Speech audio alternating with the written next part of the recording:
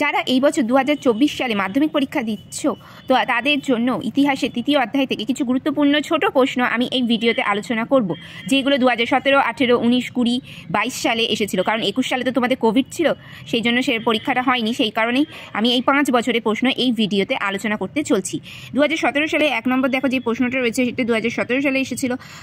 1878 সালে আইনকে কয়টি ভাগে ভাগ করা হয়?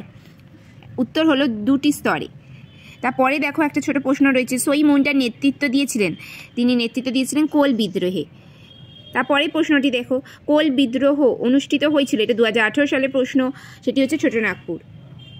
তারপরে প্রশ্ন, তিতুমিরের প্রকৃত নাম কি? এটা 2019 সালের প্রশ্ন, উত্তর মীর নিসার আলী।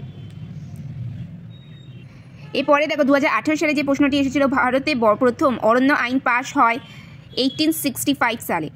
তারপরে প্রশ্ন যেটা 2019 সালে এসেছিল, সন্ন্যাসী ও ফকির বিদ্রোহের অন্যতম নেতা ছিলেন দেবী চৌধুরানী। 2020 সালে প্রশ্ন, দ্বিতীয় অরণ্য আইনে লাভবান হয়েছিল ব্রিটিশ সরকার। তারপরে 2020 সালে হুল কথার অর্থ কী? উত্তর হলো বিদ্রোহ। তারপরে প্রশ্ন 2022 সালে এসেছিল, ঔপনিবেশিক অরণ্য আইনের বিরুদ্ধে সংগঠিত একটি আদিবাসী বিদ্রোহ হলো, উত্তর চুয়ার বিদ্রোহ। তারপরে 2022 সালে এসেছিল, সন্ন্যাসী বিদ্রোহ কথাটি প্রথম ব্যবহার করেন, উত্তর ওয়ারেন হেস্টিং।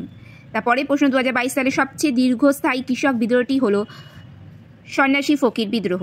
তারপরে 2022 সালে ফের একটি প্রশ্ন এসেছিল এই অধ্যায় থেকে, সেটা হলো মীর নিসার আলী নেতৃত্ব দিয়েছিলেন, কোন নেতৃত্ব দিয়েছে, কিসের নেতৃত্ব তিনি দিয়েছিলেন? তিনি হচ্ছেন বাংলা ওয়াহাবি আন্দোলনে। এবার আমি তোমাদের সাথে চতুর্থ অধ্যায়ে কিছু প্রশ্ন নিয়ে আলোচনা করব। প্রথম প্রশ্নটি হলো, ভারতের প্রথম রাজনৈতিক প্রতিষ্ঠান হলো, উত্তর হলো বঙ্গভাষা প্রকাশিকা সভা। দ্বিতীয় প্রশ্ন যেটা 2017 সালে এসেছিল, ভারত মাতার চিত্রটি অঙ্কন করেন, উত্তর হলো অরবিন্দ্রনাথ ঠাকুর। তারপরে 2017 সালে আরেকটি প্রশ্ন এসেছিল, 1857 সালে মহাবিদ্রোহকে প্রথম স্বাধীনতা যুদ্ধ বলেছিলেন, কে বলেছিল? বি.ডি. সাভারকর।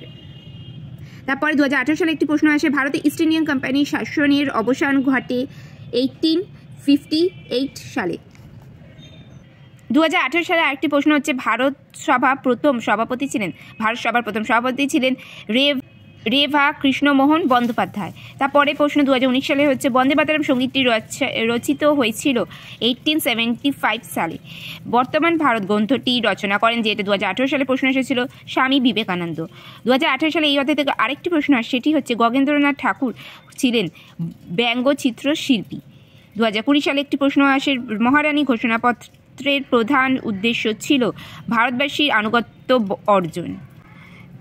2020 সালে এই অধ্যায় থেকে আরেকটি প্রশ্ন এসেছিল, ল্যান্ড হোল্ডার সোসাইটির সভাপতি ছিলেন রাধাকান্ত দেব।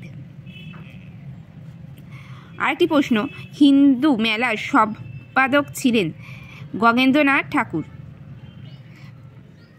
রাষ্ট্রগুরু নামে পরিচিত ছিলেন সুরেন্দ্রনাথ বন্দ্যোপাধ্যায়, এটা 2020 সালের প্রশ্ন। 2022 সালে একটি প্রশ্ন এসেছিল, আনন্দমোহন বসু ছিলেন ভারত সভার সহসভাপতি। 2022 সালে আরেকটি প্রশ্ন এসেছিল, মহাবিদ্রোহে কৃষক বিদ্রোহ আখ্যা দিয়েছিলেন, কে বলেছিলেন মহাবিদ্রোহকে কৃষক বিদ্রোহ? সেটা হচ্ছে সুরেন্দ্রনাথ সেন। তারপরে একটি প্রশ্ন আছে, বন্দে মাতরম সঙ্গীতটি রচনা করেন বঙ্কিমচন্দ্র চট্টোপাধ্যায়।